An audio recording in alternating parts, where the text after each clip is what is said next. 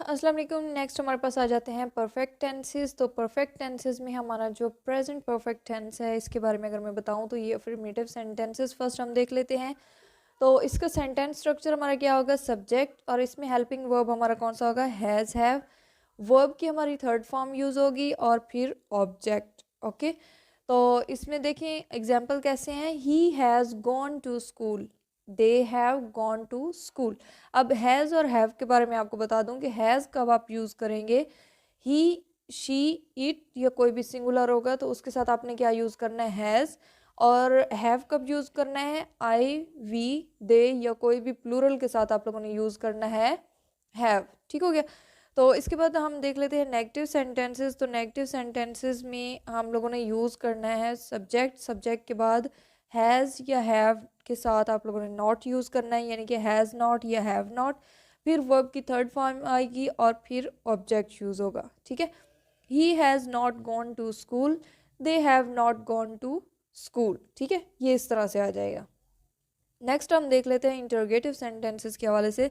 तो interrogative sentences में ज़ाहिर है हमारा जो हेल्पिंग वर्ब होता है ये स्टार्ट में आ जाता है, फिर सब्जेक्ट होता है, फिर वर्ब की जो भी फॉर्म हम यूज़ कर रहे होते हैं यहाँ पर थर्ड फॉर्म यूज़ होगी, फिर ऑब्जेक्ट आएगा और फिर क्वेश्चन मार्क आएगा। ठीक है, has he gone to school, have they gone to school. ठीक है, तो ये थोड़ा सा इस तरह से आ जाएगा। इसके बाद हम बात कर लेते हैं पास्ट परफेक्ट टेंस की। तो पास्ट परफेक्ट टेंस की अगर मैं बात करूँ तो इसमें आ जाता है अफर्मेटिव सेंटेंसेस। तो अफर्मेटिव सेंटेंसेस में सब्जेक्ट और यहाँ पर हमारा हेल्पिंग वर्ब जो यूज़ होगा वो होगा हैड।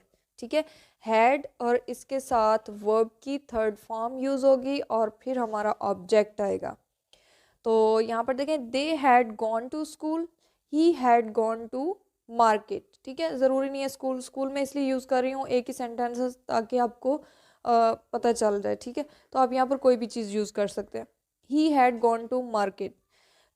इसके बाद हमारे आ जाते हैं नेगेटिव सेंटेंसेस। तो हमने हैड के बाद नॉट लगाना, यानी कि सब्जेक्ट हेल्पिंग वर्ब हैड है, हैड नॉट, फिर वर्ब की थर्ड फॉर्म, फिर ऑब्जेक्ट। ठीक है, they had not gone to school या he had not gone to market.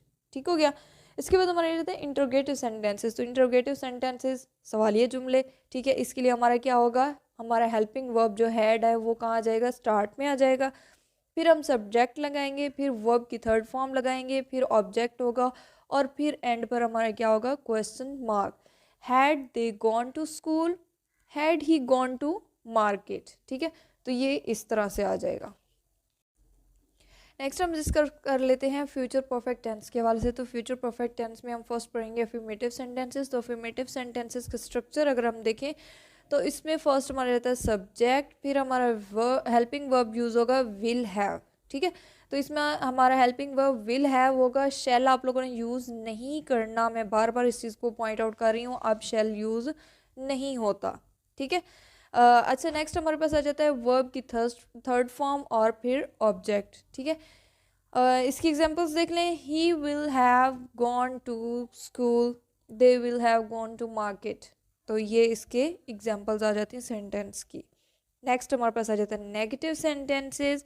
तो नेगेटिव सेंटेंसेस में हमारा फर्स्ट आ जाता है सब्जेक्ट, फिर होगा विल नॉट हैव। जिस तरह हम लोगों ने विल बी को दो पार्ट्स में डिवाइड करके दरमियान में नॉट को रख दिया था, इसी तरह से हमने विल हैव को दो पार्ट्स में डिवाइड करके दरमियान में नॉट को एडजस्ट करना है। तो हमारे यहाँ पर हेल्पिंग वर्ब बनेगा विल नॉट हैव। ठीक है, फिर वर्ब की थर्ड फॉर्म और फिर ऑब्जेक्ट। तो यहाँ पर सेंटेंस देख लें, they will not have gone to school, he will not have gone to school. ठीक है, तो ये हमारे कौन सा सेंटेंस आ जाता है, हमारा नेगेटिव सेंटेंस आ जाता है।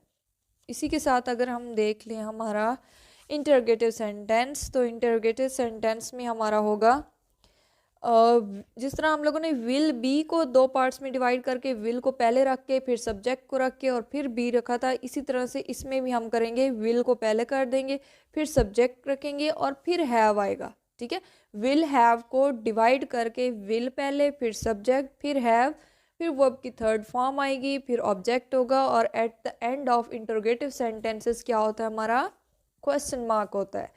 तो इसमें देख लें, will they have gone to school. ठीक है, तो यहाँ पर देखें विल पहले आ गया, दे हमारा सब्जेक्ट था, उसके बाद हमारा हैव आ गया, ठीक है।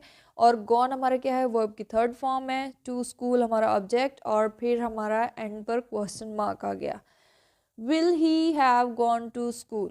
तो इस तरह से हमारे ये इंटरोगेटिव सेंटेंसेस हो गए और हमारे टेंसेस जो हैं वो कंप्लीट हुए। सो टेक केयर, फी अमानिल्लाह।